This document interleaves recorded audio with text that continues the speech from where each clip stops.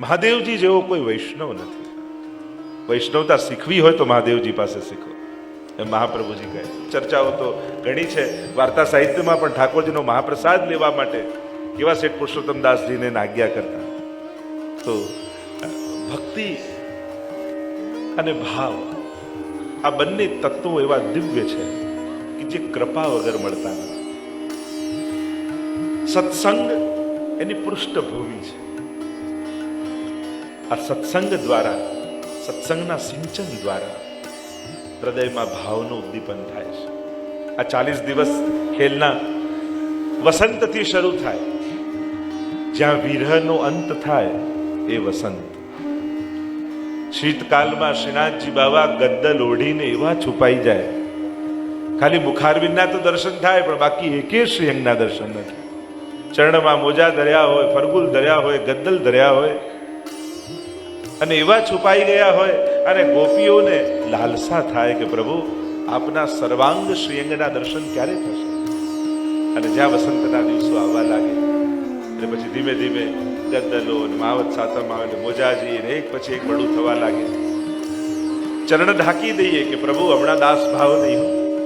કારણ કે વૈષ્ણવ ચરણારવિંદના દર્શન કરે ને તો એની અંદર દાસ ભાવ જાગી જાય, અને દાસ ભાવ જાગે તો ખેલ ન થાય. એના માટે તો સાખ્ય અને માધુર્ય ભાવની આવશ્યકતા. એટલે કે આ 40 દિવસ એવા છે કે ચરણે પડેલા જીવને છે કપોલ ખેલાવા સુધીનો અધિકાર મળી જતો હોય. કેવા આપણે પ્રભુના કપોલ ખેલાવીએ, ચીબુક વડા કરી અને અબીરનું ચીબુક બનાવીએ, કેવા સુંદર સુંદર ખેલ થાય. અને અનેક પ્રકારની લીલાઓ આ વસંતની લીલાઓમાં જોડાયેલી છે. 40 દિવસ એટલા માટે કે ચારે પ્રકારના યુથને 10-10 પ્રકારની ભક્તિ ઠાકોરજી સિદ્ધ કરાવે. મુખ્ય 4 યુથ છે, 4 મુખ્ય પ્રકારના ગોપીજનોના યુથ, અને દરેકને 9ધા ભક્તિ અને 10મી પ્રેમ લક્ષણા ભક્તિ, એમ 10 પ્રકારની ભક્તિ સિદ્ધ થાય. અને પછી તો અદ્ભુત ડોલ બની ઠાકોરજી ડોલમાં ઝૂલે, ભક્તોને દાનનું આનંદ દાન કરે, આનંદનું 4 ખેલ થાય એમાં પણ, અને 4 યુથોના ભાવથી. ચોવા, ચંદન, અબીર અને ગુલાલ આ 4 યુથોના રંગ છે. ચોવા યમુનાજીના ભાવથી, અબીર ચંદ્રાવલીજીના ભાવથી, લલિતાજીના ભાવથી ગુલાલ, અને આપણે ત્યાં જે ચંદન છે સ્વામીજીના ભાવથી. આ 4 રૂપે ખેલાવાનો પણ એક પ્રકાર છે. કઈ રીતે ઠાકોરજીને ખેલાવાય, બાગથી લઈને જે ખેલ શરૂ થાય, ક્યારે કપોલ ખેલાવાય, કઈ રીતે ભોગ આવે, ભગવા ભોગ આવે ને, કેવી આમ ધાણી મૂકી હોય ને ફાટ ફાટ ફાટ દઈને ફૂટે. તો આ ખેલના દિવસોમાં ભગવદીઓના હૃદય પણ ફાટ ફાટ ફાટ થતા કે ક્યારે પ્રભુ જોડે સુયોગ થાય, પ્રભુની પ્રાપ્તિ થાય. એ જ તો ભગવા છે જે ફૂટે છે. અને છતાંય મનોરથ પૂરો નથી થતો તો છેલ્લે ઓલાષ્ટક આવે એટલે રાળ ઉડાડવામાં કે વીરની ચિનગારી અગ્નિ બની જાય કે પ્રભુ ઓરન સો ખેલે ધમાર મોસો મુકયું ન બોલે. પ્રભુ અમને આવું સુખ ક્યારે ક્યારે આપની આ મિલન થશે. અને રાળ બની અને રાળ ઉડાડવામાં આવે, અને એ વીરની ચણગારી જે મોટી જ્વાલાઓ બની બની અને ભભૂકવા લાગે. અને પછી એવો વિરહ થાય કે ગોપીઓથી પણ સહન ન થાય. એ ગોપીઓથી ન થાય, અને ગોપીઓનો વિરહ જોઈ ઠાકોરજી પણ સહન ન કરી શકે. તો ઠાકોરજી આખી મંડળી ભેગી કરે, ચોલીમાં પેન્ટમાં ગુલાલ ભરી ભરી, અને આખી ટોળી વ્રજમાં ફરે ગોકુલમાં, અને જે ગોપીઓ આવે એના પર ગુલાલ ઉડાડતા. ખેલના તો હમણાં એ સમય નથી, આપણે તો મહાપ્રભુના ચરિત્ર જોવું. અનેકવિધ લીલાઓ પ્રભુ ભક્તોને પોતાના રંગે રંગી પોતાના કરી લે છે. તો આ દિવસોમાં શ્રીનાથજી બાબા અહીં પધાર્યા છે કૃપા કરીને. કારણ કે શ્રીજીનું સૌથી સર્વોચ્ચ સુંદરતમ સ્વરૂપ કોઈ હોય તો એ સત્સંગ છે. સત્સંગથી ભગવાન ન મળે, સત્સંગ જ ભગવાનનું સુંદર રૂપ છે. આપણને એમ થાય કે सत्संग से प्रभु मिलेंगे, अरे सत्संग ही प्रभु का रूप है, और ऐसा सुगम और सुंदर रूप है કે બીજું કાંઈ ન કરો, ખાલી બેઠા હો ને તો એ કાન દ્વારા પ્રભુ પરમાત્મા આપણા હૃદયમાં પ્રવેશ કરી જાય. અને ક્યારે એમના માટે સાંભળતા સાંભળતા પ્રેમ જાગી જાય ને આપણને ખબર ન પડે. તો આપણે બધા જ ભાગ્યશાળી થયા છીએ કે આપણે સત્સંગમાં બેઠા છીએ. તો વિચાર કરો, સત્સંગ ન હોત તો આ ટાઈમે તમે શું કરતા હોત? विचार करो, जो क्षण भी मड़वी सौभाग्य होगा संभव है. तो हम यहाँ सत्संग में बैठे हैं, ये ठाकुर जी की कृपा नहीं तो और क्या है? ये प्रभु की कृपा ही है कि प्रभुए 3 દિવસ 3 કલાક લૌકિકમાંથી કાઢી આપણને પોતાના ચરણોમાં બેસાડ્યા, પોતાની પાસે બેસાડ્યા, પોતાની સન્મુખ કર્યા. કરો કૃપા હું કરું વિનંતી, પોતાનો કરી.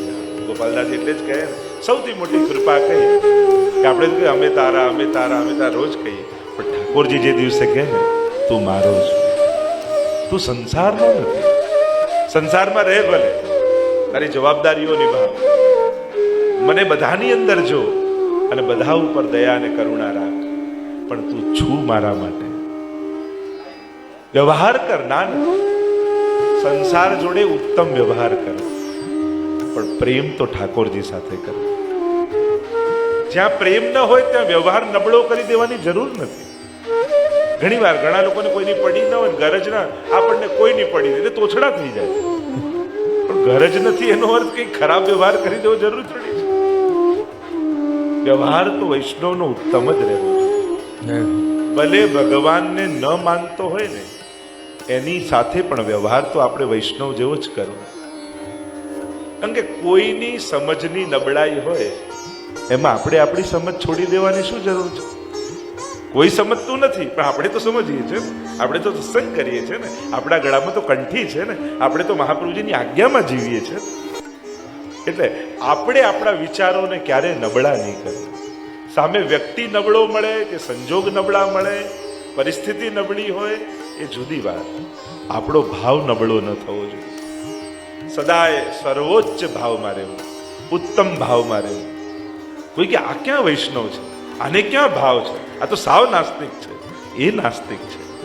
પણ મેં તો ગીતાજીને ભાગવતજીમાં સાંભળ્યું છે ને કે મારો ઠાકોરજી તો બધાની અંદર છે.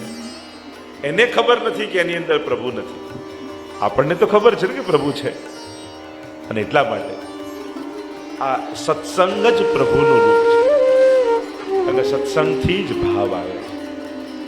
કોઈને કે હું તો કોઈ જોડે સત્સંગ ન કરું, હું તો પુસ્તક વાંચી લઉં, પણ પુસ્તક કોઈ દિવસ કહેવાની છે કે આ પન્નું તારા કામનું નથી, આ શ્લોક છે ને તારા કામનો નથી, આ વાત તારા કામની નથી. ઉલટાનું વાંચીશ તો શંકા થશે, અભાવ આવશે ભગવાનનો. ગ્રંથ કોઈ દિવસ તમને સાવચેત કરવાનો છે ના, સત્સંગી કરશે. એમ કર, તું આ પાઠ કરો, તું આ પુસ્તક વાંચો, જો તને એક પ્રસંગ કહું, એમ કરીને એવી વાતો કરે કે આપણી અંદર ભાવની અભિવૃદ્ધિ થાય. અને એટલા માટે કેવલ છપાયેલા પુસ્તકો કરતા જીવિત સત્સંગી સર્વોત્તમ છે. કોઈ જીવંત ભાવ આવેશી, કોઈ જીવંત પોતાના જીવનમાં ભક્તિને જીવતા એવા કોઈ ભગવદીનો સંગ કરીએ તો એનો રંગ ચોક્કસ લાગે. તો જે સંગે કોઈ વૈષ્ણવ થાય તો તું વૈષ્ણવ સાચો. અને તારા સંગે વૈષ્ણવ થાય એટલે કે એને કઈ લોજિક આપીને છલ કપટ કરીને કેમે કરીને કંઠી પહેરાવી દેવી એ રીતે વૈષ્ણવ બનાવવાનો છે. તો જે સંગે વૈષ્ણવ થાય એટલે ચતુરાઈથી નહીં, ભાવ સ્પર્શે તમારે. બાકી આવી ચાલાકી તો દુનિયામાં બહુ જ ચાલે છે. તમને સુવિધા આપે, તમને પ્રસાદ આપે, તમને વ્યવસ્થા આપે, તમને સન્માન આપે, કેમે કરીને અમારી કંઠી પહેરી લો. આવી ચતુરાઈ તો દુનિયામાં બહુ ચાલે છે. આપણે આવા ચતુર થવાનું છે ના. આપણે ત્યાં તો ચતુરાઈ તાકી સાચી, જો સેવા કરે ન કરે પર શ્રી વલ્લભ પદ અનુસરે, ચતુરાઈ તાકી. શ્રી મહાપ્રભુજીના ચરણ કમલનું જે અનુગામી બને એ તો ચતુર છે. એટલે કે ચતુર એ કે જેને પોતાનું ભલું શેમાં છે એની ખબર હોય, સીધી ભાષામાં. બાકી તો અઘરી ભાષામાં ઘણું સમજાવી શકે, પણ સાવ સમજાય એવી ભાષામાં કે જેને પોતાનું કલ્યાણ શેમાં છે, અને તમે તો કલ્યાણના જ છો, અને જેને ખબર હોય કે મારું કલ્યાણ શેમાં છે. ભાગવતજીમાં પૂછ્યું જીવ માત્રના કલ્યાણનો ઉપાય શું? પરીક્ષિત મહારાજ પૂછે છે. બસ એટલું સમજાઈ જાય તો ઘણી મોટી વાત છે. કારણ કે સુખ શેમાં છે આપણને ખબર છે, આપણું હિત શેમાં છે આપણને ખબર છે. ઘટનાઓ જુદી જુદી ઘટે એટલે માણસને એમ થાય, ગમતું ન થાય તો એને થાય પ્રભુ નારાજ છે, ગમતું થાય તો કે પ્રભુ પ્રસન્ન છે. તો શું આ રીતે નક્કી કરવાનું કે પ્રભુ રાજી કઈ રીતે થાય અને નારાજ કઈ રીતે? એ આપણા જેવા વ્યવહારો છે, એ મનુષ્ય જેવા નથી. સર્વોત્તમમાં જ આપણે પ્રાકૃત ધર્મ અનાશ્રય, પ્રાકૃત ધર્મો એમનામાં છે જ નહીં. એટલે આપણને અનુકૂળ થાય એટલે સુખ ને પ્રતિકૂળ થાય એટલે દુઃખ, એવું છે. પણ ઘણી વાર ખરેખર કહું ને, આપણા મન પર કોઈ કાબુ નથી. મન રોકાયું પાપ કરતા કેમ છે? કોઈની શરમથી, કોઈની ડરથી, અનુકૂળતા ન હોવાને કારણે, આ બધી પ્રતિકૂળતાઓને કારણે આજે કોઈની શરમ કોઈને ન રહે, કોઈનો ડર કોઈને ન રહે, તો આ મન પાપ કરતું રોકાય.